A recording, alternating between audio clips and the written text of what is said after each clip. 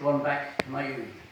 And while this was made in 1978 or around that time, I remember it from the 50s. And when we grew up in the 50s, we witnessed just about everything on the farm. We witnessed cows calving, horses foaling, and pigs littering.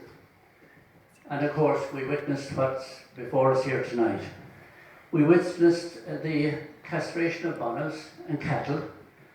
In fact, I remember once Jerry Hanron across the road here paid me the princely sum of £1 to hold down a young bullock or calf for what they were doing. I was lucky, I was at the head of the calf, so I didn't know what was going on at the other end.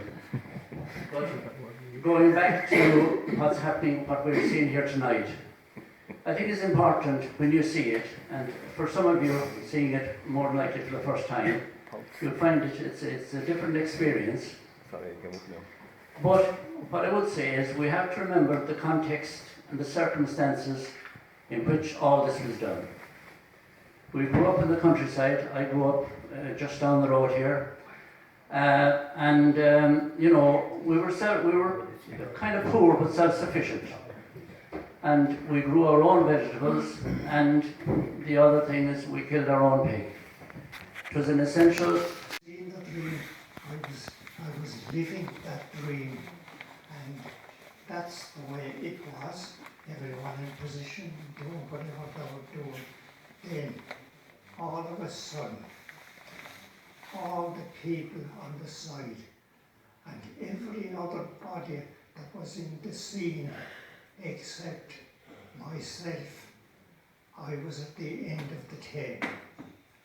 And when I looked up and I could see nobody there, they were all gone a haze that I couldn't see anybody.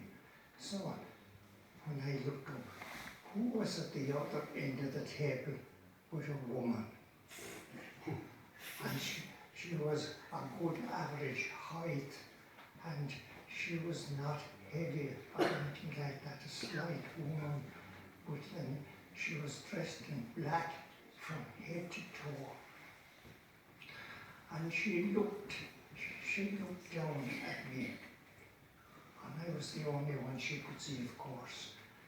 And when she saw me, I could see there was venom flying out of her eyes. Johnny. Please. And she had a butcher's knife. She had a butcher's knife in her hand. And you know what the butcher's knife was like? Anyway, I knew when the look that I got from her that she was going to go from me.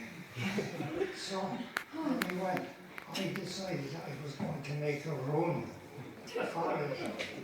So I left my end of the table anyway, and I wanted to run into a haggard that was there at the back at the head of the table. And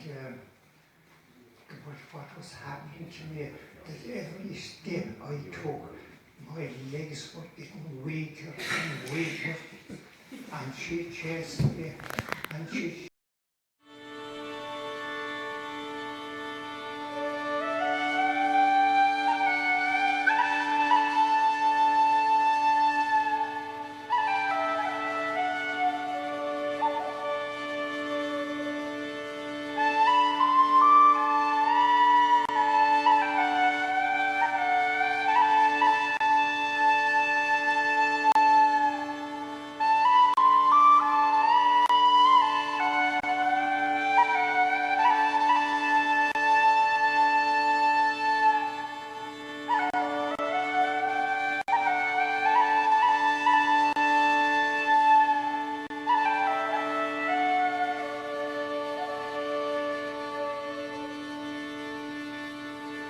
My young love said to me, my mother won't mind, and my father won't spite you for your lack of kind.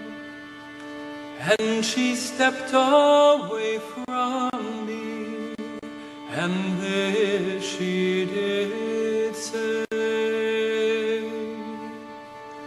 it will not be long, love, till our wedding day. She stepped away from me, and she moved through the fair, and fondly I watched her go here and go there, and she went her way homeward with one star away, as the swan in the evening moved over the lake.